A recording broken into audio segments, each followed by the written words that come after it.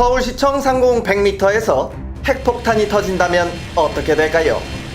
누가 쏜 핵폭탄인지 따지기 전에 앞으로 상황이 어떻게 흘러갈지 알아봐야겠습니다. 일단 핵폭탄이 뭔가요? 핵폭탄은 원리에 따라 크게 두 가지로 나뉘는데요. 핵분열로 만드는 원자폭탄과 핵융합으로 만드는 수소폭탄이 있습니다.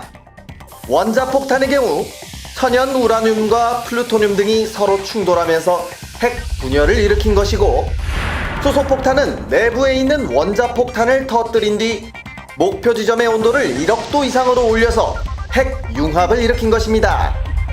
핵분열과 핵융합의 단계를 거쳐 막강한 폭발력을 내는 거죠. 과거 미국이 2차 세계대전 당시 일본 히로시마와 나가사키에 떨어뜨려 순식간에 25만 명을 사망시킨 원자폭탄의 위력은 약 20킬로톤이었습니다.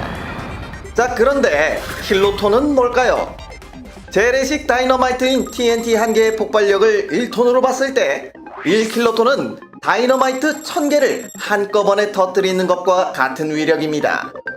수소폭탄은 다이너마이트 100만 개에 해당하는 메가톤급 위력을 갖고 있죠.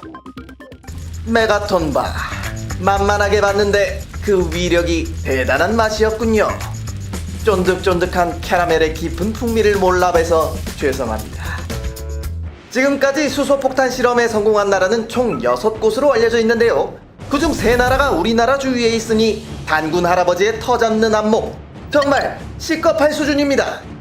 지금으로부터 5년 전 전문가들은 2020년에 북한이 100킬로톤급 수소폭탄을 배치할 수도 있다고 전망했습니다.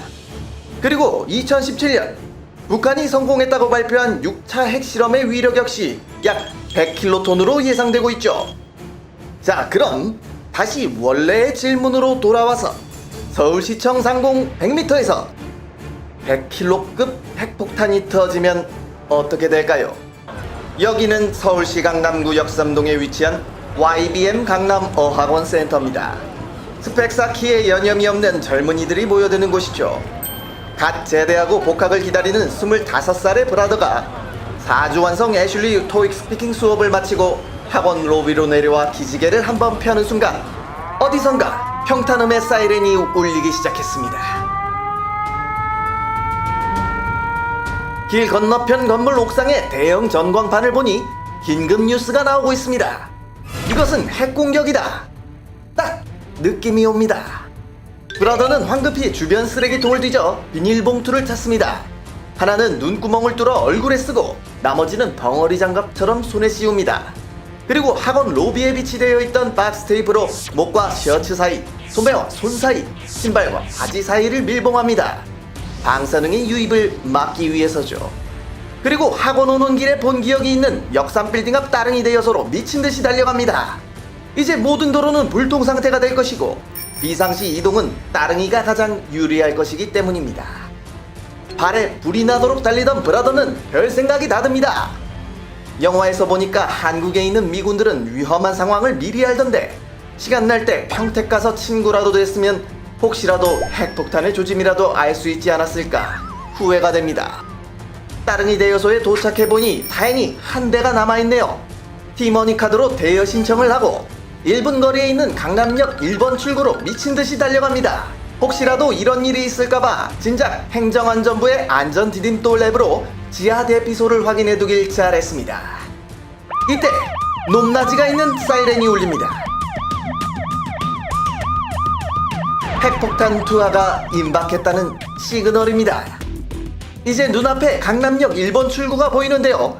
건물 위 전광판 뉴스에서 100킬로톤급 핵폭탄 투하가 임박했다는 소식을 알립니다. 그 시각 서울시청 상공 100m에서 핵폭탄이 터졌다는 뉴스가 떴습니다. 엄청난 폭발음과 함께 강렬한 섬광과 불덩어리가 생기더니 서울시청 반경 590m, 약 82만 명의 시민들이 완전히 증발되면서 흔적도 없이 사라집니다. 급격하게 가열된 공기는 강렬한 폭풍이 되어 화재와 붕괴를 일으켜 순식간에 일대를 폐허로 만들었고요. 반경 1.16km 내의 서대문구 종로구에 있던 46만 명의 시민들도 모두 사망하고 말았습니다. 핵폭탄 폭발 지점으로부터 8.8km 지점에 있는 브라더는 괜찮은 걸까요? 일단 가장 위험한 상황은 넘겼습니다. 제대 직전까지 반복해서 배웠던 대로 눈과 귀를 막고 배를 땅에 대지 않은 채 폭발과 섬광의 반대 방향으로 엎드려 있던 브라더가 드디어 고개를 듭니다. 만약 배를 땅에 대고 엎드렸다면 폭발의 충격으로 지축이 요동치면서 장기에 치명적인 손상을 줬을 겁니다. 같은 시간 폭발 지점에서 반경 2.43km에 있는 청와대, 종로, 서대문 등지의 시민들이 사망하거나 큰 부상에 허덕이고 홍대 입구역과 평창동의 사람들은 피부 이식술이 필요한 3도 화상을 입고 신음하고 있네요. 폭발 지점으로부터 비교적 멀리 떨어져 있지만 우리의 브라더 역시 엄청난 속도로 퍼지는 방사능 낙진으로부터 벗어나야 합니다. 히로시마와 나가사키에 떨어졌던 핵폭탄도 폭발로 인한 사망자만큼이나 많은 수의 사람들에게 방사능 노출로 인한 피해를 줬었다는 기록이 있습니다. 황급히 강남역 지하로 들어가 지하 2층까지 내려가야 합니다. 지하 1층은 외부 오염 물질이 유입될 수 있기 때문이죠. 혹시나 방사능 오염에 대비한 생존 키트를 찾아봅니다. 과거 스위스의 방공호에는 생존에 필요한 모든 것들이 준비되어 있었다고 하는데요. 지금 우리나라는 상황이 많이 다른 것 같습니다. 전국에 18,000여 개, 서울에만 3,200여 개의 대피소가 있다고 하는데 이런 생존 키트가 비치된 곳은 그리 많지 않은 것 같습니다. 이런데 사용하는 예산은 아깝다고 생각했던 게 후회가 되는 우리의 브라더. 대피소 안은 혼란과 불안이 뒤엉킨 그야말로 아수라장입니다. 브라더는 휴대폰을 꺼내 신호를 체크해보지만 역시나 먹통입니다. 핵폭발로 인한 전자기 방출로 인해 모든 전자기기가 파괴돼 버린 거죠. 사이언스 베슬의 EMP 공격을 몸소 느껴보게 된 겁니다. 은퇴 후에 통영 욕지도로 내려가신 부모님과 연락이 안 되어 걱정이지만 그래도 욕지도는 서울에서 멀리 떨어져 있고 낚시로 식량의 자급자족이 가능한 곳이니까 괜찮으실 거라고 생각해 봅니다. 게다가 욕지도는 일본과도 가까워서 여차하면 뗏목으로 이틀 안에 대마도까지 갈 수 있으니까 적어도 핵폭탄 때문에 돌아가시진 않을 겁니다. 이제부터는 낙진과의 전쟁입니다. 지금 하늘로 솟아오른 방사능 기둥은 바람을 타고 더 넓은 곳에 피해를 줄 겁니다. 지역에 따라서는 수증기와 결합해 방사능 비를 뿌릴 테니 절대 밖에서 돌아다니면 안 됩니다.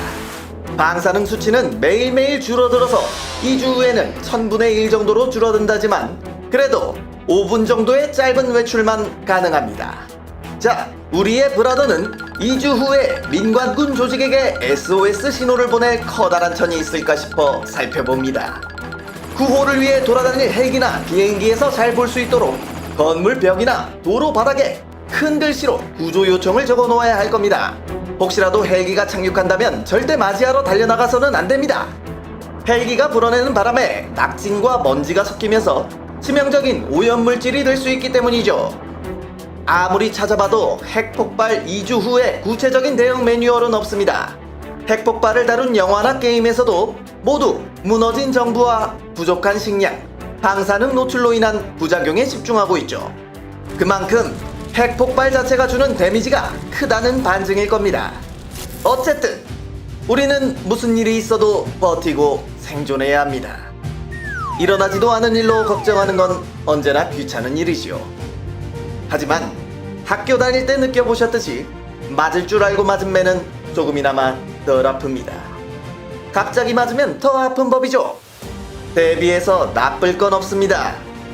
극한의 위험이 닥칠 내일을 대비할 때 우리는 좀 더 안전하고 편안한 오늘을 보낼 수 있을 겁니다.